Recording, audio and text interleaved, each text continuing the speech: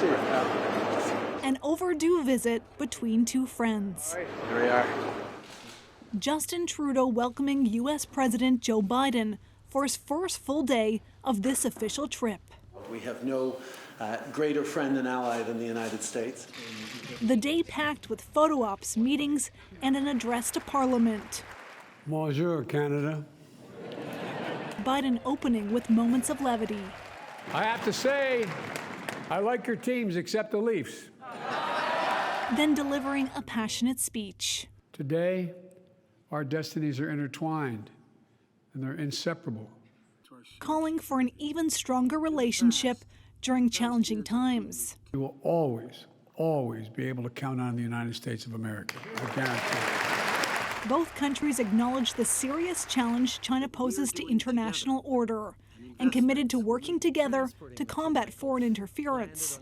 This is not a moment to compromise on our values.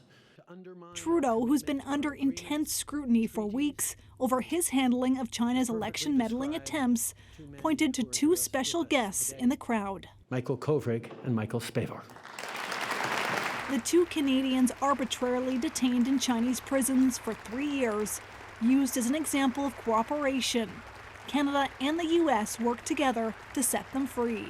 With your support and your leadership, Mr. President, the rule of law prevailed and the Michaels came home. After a day of talks, both countries claiming wins. For Canada, closing irregular checkpoints like Roxham Road to asylum seekers. After midnight tonight, police and border officers will enforce the agreement and return irregular border crossers to the closest port of entry with the United States. In return, Canada investing more than $7 billion to upgrade fighter jet bases and high north landing strips, and giving $100 million to Haiti to help its national police. Not everything Biden asked for, but he let Trudeau off the hook. Well, no, I'm not disappointed. Look, this is a very, very difficult circumstance. The idea of how do we deal with what's going on in Haiti, where gangs have essentially taken the place of the government.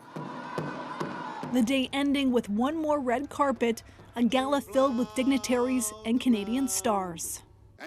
So, Ashley, let's go back to that announcement about new money for Haiti. It's movement, but there are still challenges with it. Yeah, Adrienne, look, Biden wanted Canada to lead an international mission in Haiti to restore order. That's not happening. And instead, both countries are going to invest in equipment and training and support for Haiti's national police force.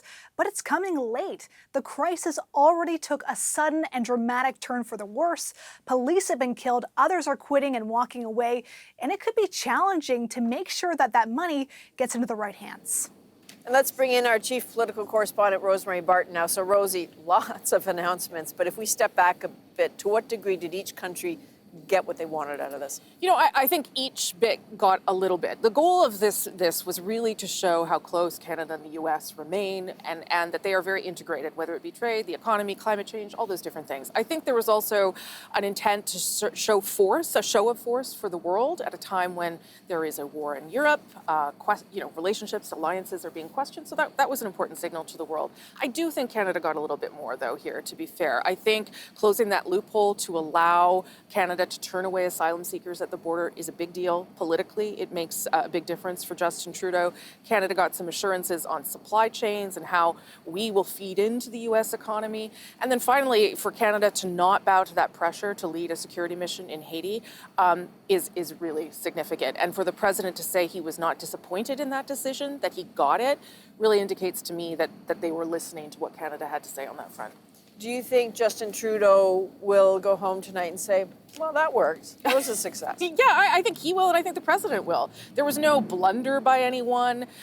There was no public criticism by the president. That sometimes happens on these trips. There was no mention, for instance, of the fact that we have not met our NATO defense spending target. The president could have said that. He chose not to.